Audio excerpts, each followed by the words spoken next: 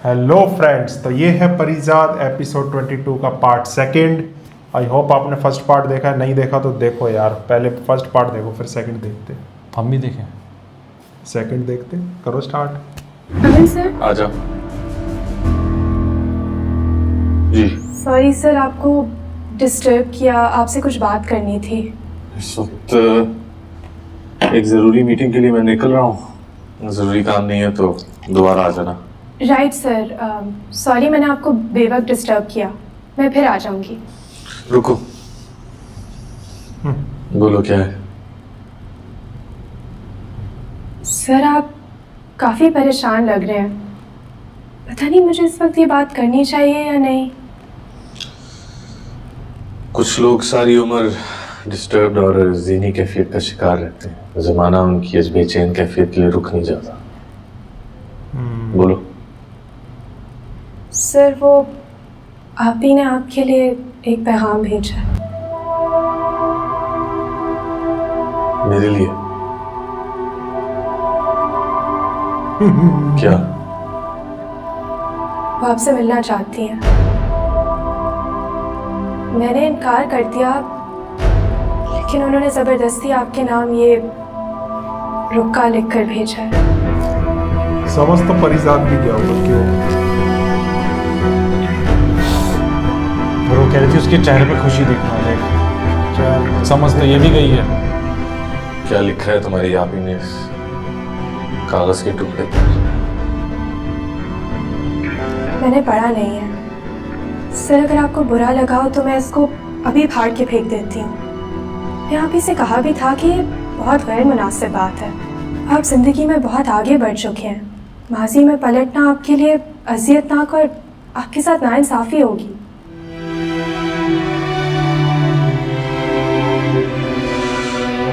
ठीक है,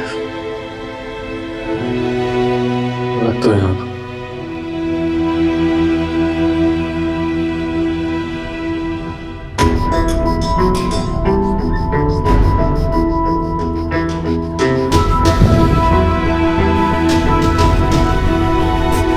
फाड़ के फेंकवा देना चाहिए था।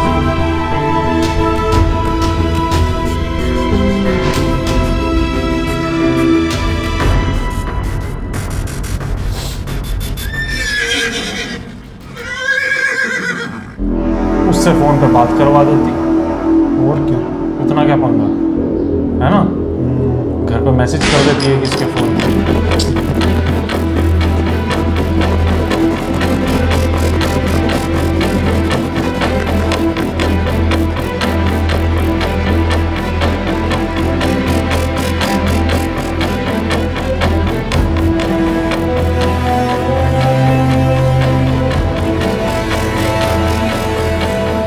जिंदगी की हर रेस में एक घोड़ा और एक जॉकी दौड़ते हैं। जीतने वाला घोड़ा और घोड़सवार खुद को फातेह समझ बैठते हैं,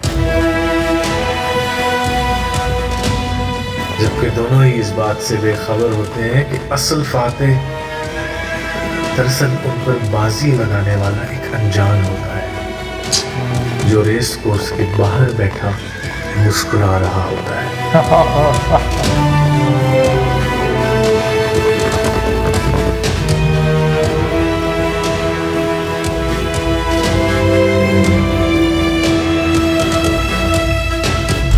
क्या लगता है जीतेगा?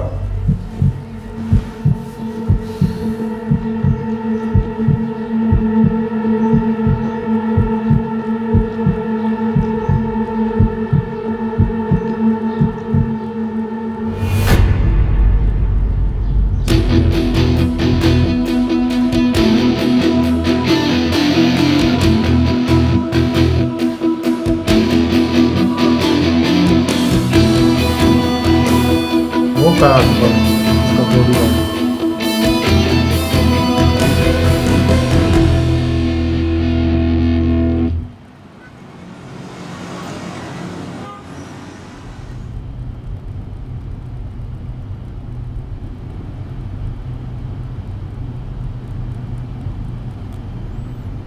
तो फिर बात हुई उससे? तुम क्या कहा उसने? तुम्हें घर बुलाया। क्या कहा था मैंने? पता था मुझे। जिस दिन पहली दफा वो दुनिया फतेह करके हमारे घर के दरवाजे पे आया था ना, मैंने देख लिया था उसकी आंखों में। तो तुम जाओगी? हाँ, उसने इतने प्यार से बुलाया तो जाना तो पड़ेगा।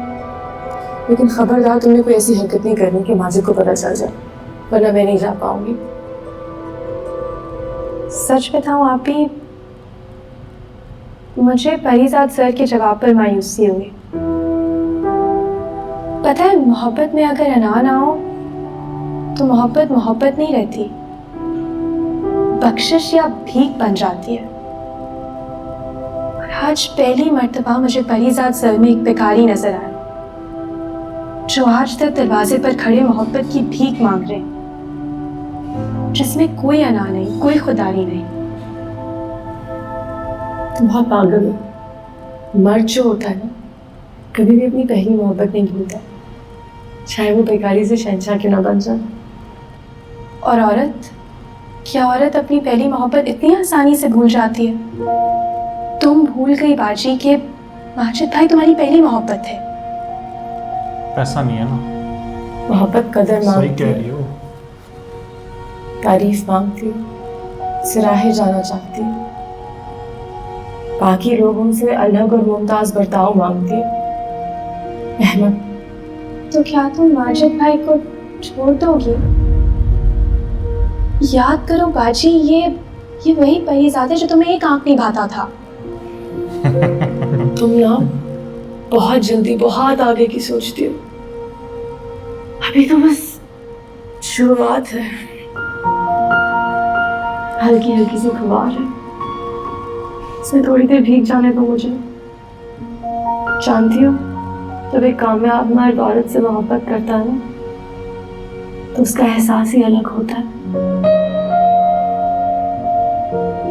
हारा हुआ मर्द सिर्फ फरियाद कर सकता है, मोहब्बत नहीं।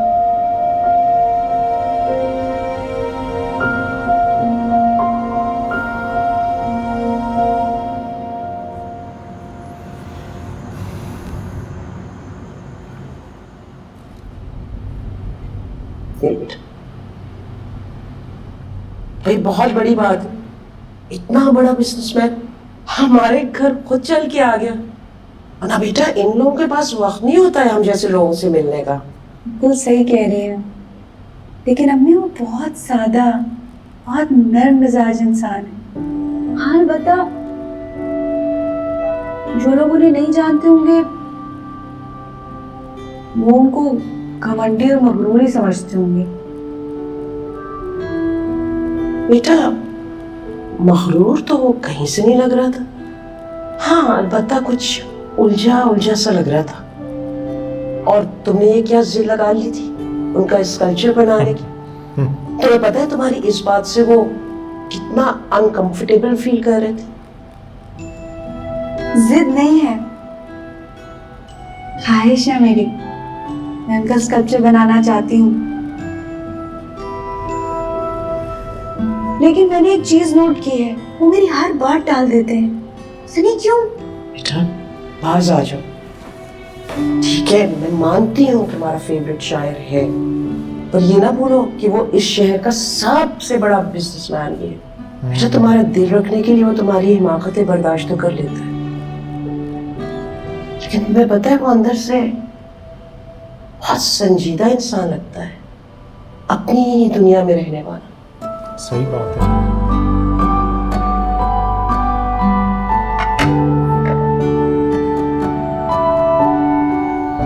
मगर डांट क्यों पड़ी? बस आपकी वजह से डांट पड़ी है आज अम्मी से मुझे। मेरी वजह से? मैंने तो तुम्हारी अम्मा को कोई शिकायत नहीं लगाई तुम्हारी।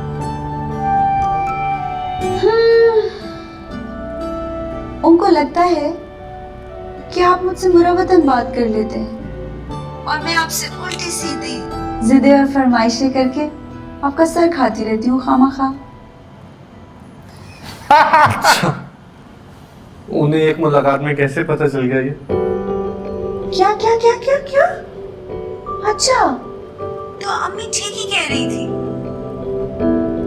मैं आपको डिस्टर्ब करती हूँ ना? अब नहीं करूंगी। मैं फोन रख रही हूँ। मैंने कहा मैं फोन रख रही हूँ और मैं आपको दोबारा डिस्टर्ब नहीं करूंगी। बस मेरी यही दुआ है कि जहाँ रहो खुश रहो, फलो फूलो, कभी कभार याद कर लिया करना। ठीक ठीक ठीक ठीक। अच्छा, तो आप भी मुझसे जान छुड़ाना चाहते हैं? आप भी मेरी ज्यादा बातें करने की आदत से बेजार आ चुके हैं मेरी अम्मी की तरह। लेकिन क्या करूं, आरजे हूं ना, बात होनी तो होंगी। लेकिन आप फिक्र ना करें, अब से मैं आपको तंग नहीं करूंगी और ना ही आपकी पोएट्री अपने शो में शेयर करूंगी। खुदा हाफिज एंड गुड बाय। खुदा हाफिज आरजे एमी।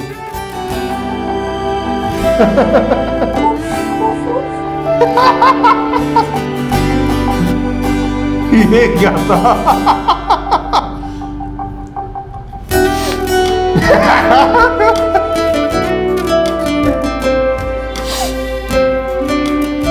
बहरोज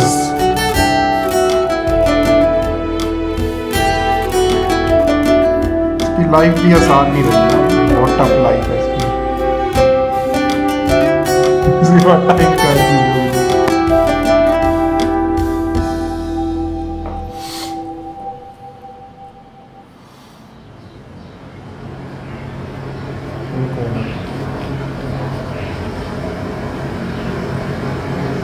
अच्छा मिलने आई है। कुछ मुझे ये नहीं समझ आ रही परिजात ने इनवाइट क्यों कर दिया इसको। नहीं करना चाहिए। समझाएगा और क्या करेगा, समझाएगा और तो कुछ नहीं करेगा। ये तो बिल्कुल जैसे कोई महल हो और हम ऐसी गंदी सी टैक्सी में आ गए। तो मैं कहा था ना परिजात से कहना था गाड़ी भेज दे घर। और जब गाड़ी हमें लेने के लिए घर के बाहर आती तो हम माजिद भाई से क्या कहते? तुम्ही ने तो कहा था बाजी कि माजिद भाई को बिल्कुल शक नहीं होना चाहिए। चलो ठीक है, अब इधर धूप में खड़े खड़े बातें करेंगे, अंदर चलते हैं। तो दोस्तों इसी के साथ परिजात एपिसोड 22 का सेकंड पार्ट एंड होता है। पिक्चर अभी बाकी है, थर्ड पार्ट आ गया, फटाफट देखो। Bye bye.